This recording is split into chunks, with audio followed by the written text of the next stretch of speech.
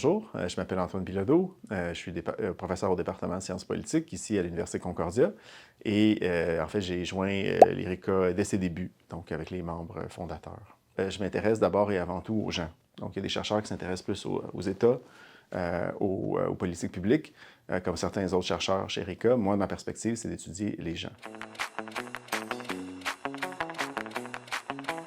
Et en fait, je vais peut-être parler d'un article qui, pour moi, était très révélateur de tendances super importantes. Et on s'intéressait au sentiment d'appartenance aux personnes racisées dans 4 provinces canadiennes, incluant le Québec, Alberta, Ontario, Colombie-Britannique.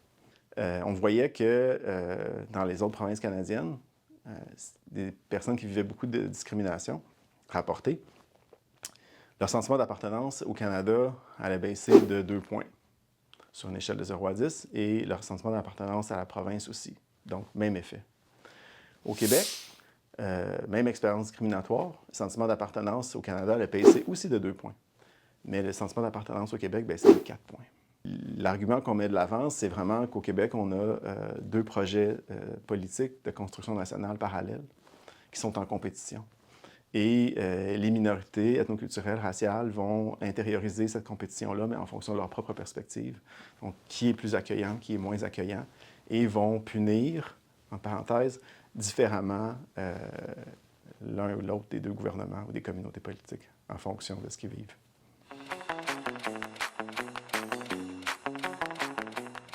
J'ai fait mon doctorat à l'Université de Toronto. Et quand je suis déménagé pour faire mon doctorat, j'avais très peu voyagé dans ma vie. Et donc, j'avais beaucoup d'ajustements à faire, partir en appartement, vivre dans une nouvelle ville, apprendre une nouvelle langue.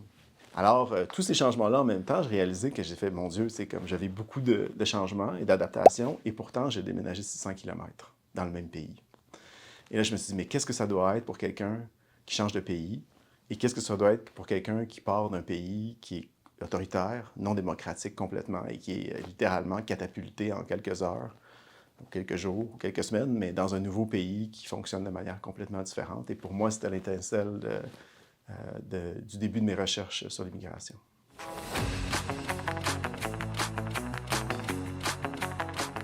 On faisait un article avec une chercheuse danoise, mais sur le cas québécois.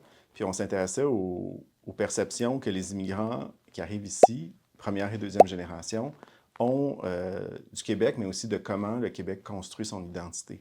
Ce qu'on n'avait pas anticipé, c'était que quand les immigrants percevaient des critères d'appartenance au Québec étaient inclusifs, leur identification au Québec augmentait, mais 3 fois plus qu'elle baissait quand ils percevaient des critères identitaires exclusifs. Donc, ils s'attendent quand même, surtout la première génération, à ce que ce soit un peu difficile, mais peut-être qu'ils ne s'attendent pas à un accueil chaleureux, positif. Donc, ça a vraiment un effet beaucoup plus important que l'absence de négatif. Ce que ça voulait dire aussi, c'est que c'est important la lutte à la discrimination, c'est important la lutte au racisme, mais ce qu'on oublie là-dedans, c'est que c'est encore plus important de procurer des expériences d'inclusion positive, ce qui est souvent absent des discussions.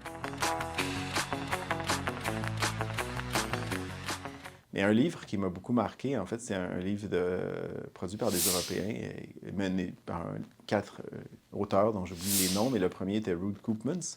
Et pour moi, d'un point de vue académique, d'un point de vue théorique, ça a beaucoup structuré ma pensée, puis de voir comment, quand je regarde les gens, je dois m'intéresser beaucoup au contexte dans lequel ils sont, puis quel type de facteur vraiment va structurer leur comportement.